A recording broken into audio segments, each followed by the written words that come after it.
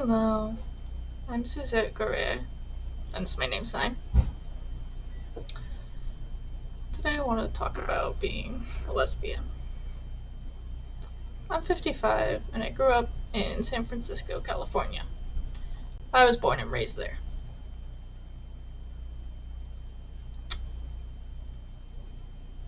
That time, me and my family were struggling with poverty, and both my mother and my father's side were from Nicaragua, and we really had to struggle. My family couldn't afford much. We couldn't afford food, housing a lot of the time. And San Francisco is a very expensive place to live, so a lot of people struggle to live there.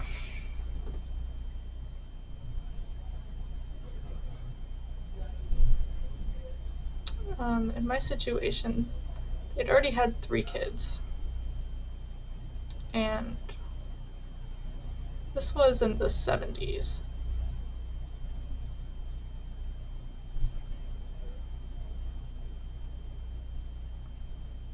My parents knew that if someone noticed the kids not being taken care of or anything, they could be taken away.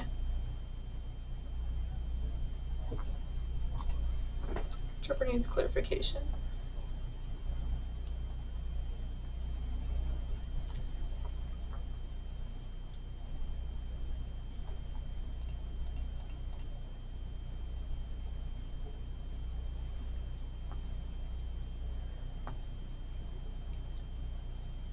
So, what happened to me when I was around 4 was, I grew up in a lot of foster homes. And at the time, no one knew I was deaf, and I didn't talk at all. And it was really a struggle to get through all these different homes. I had foster families from Japan, I had black foster families, Italian, so many different kinds of families that I've experienced. And this was between the ages of 4 and 12. And there was a lot of cases of abuse and neglect in these homes.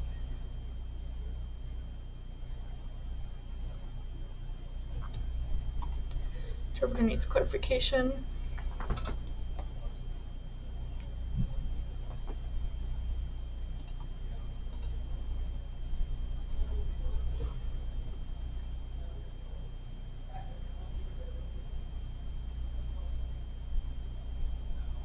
But I had a strong character inside, and I had a strong will to live and to make it through.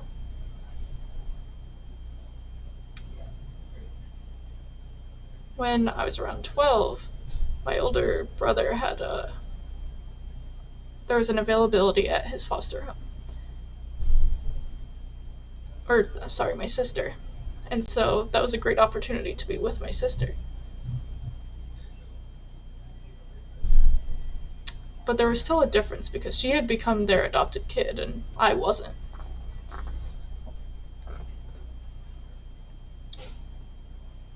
So it was really weird. At least I got to live with my sister, but there was still something different. And then when I was around 13, I was going through all the things that happened. I was a young girl, getting my period and everything.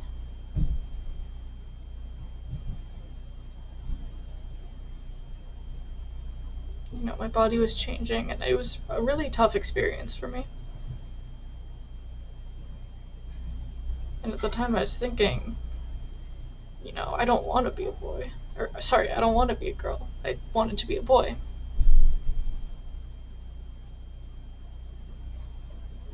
And I really was just struggling through this process. My foster parents, they just thought I was crazy, that there was something wrong with me. So they took me to therapy a lot of times, and they, thought I had some psychological problems or some kind of confusion.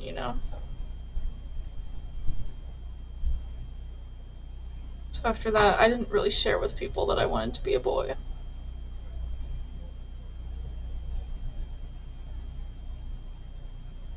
I just never really even thought about it before then because most foster homes didn't even pay attention to me. There wasn't really communication or anything.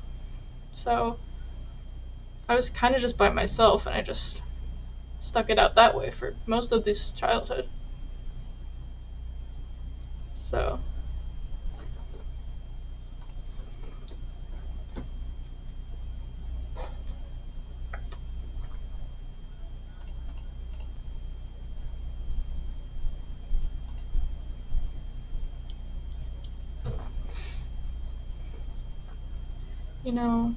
I couldn't really communicate at school, and then when I got home, after that, I was kind of by myself. So I didn't have a lot of experience with different things. But I would try to, go to the boys' bathrooms and dress like a boy, and just everything I could to be perceived that way. And then eventually I realized I needed to start feeling comfortable to really be myself. And there wasn't really a word I knew at the time. I mean, I was deaf and I didn't have access to any of the information that might be out there about gay people and lesbians and any of this.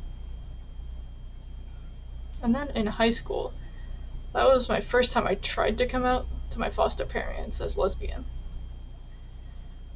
And they did not accept that. They told me that I just had to go to therapy and that I was confused and all of this stuff. I had had so many people and so many foster parents tell me who I was allowed to be. And then, once I went to college, that's when I started finally getting to know myself as a lesbian. And I really learned so much in college about the LGBT community and about all the people there. I'd met so many new friends. And at the same time, I was finding my identity as a deaf person. And I was figuring out how that and every single part of my identity came together to make me who I am. And I consider myself lucky. I got married to my wife about 31 years ago, and that has helped me a lot to really stay stable with my identity and feel confident as a lesbian. But looking back at that time,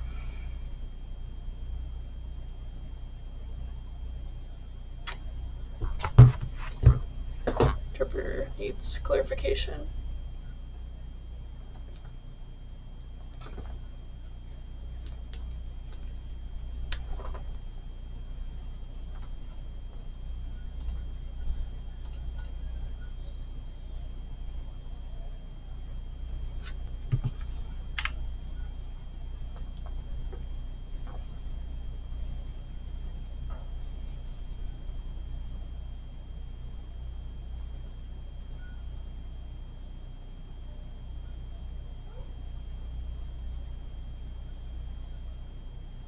If I had the chance to look back, I definitely would have been transgender.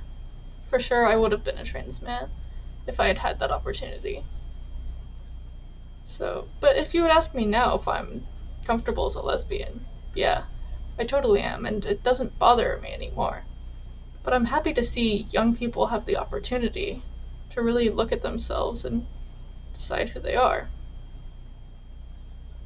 It's becoming more safe and acceptable to be transgender. And for me, it just wasn't available at the time.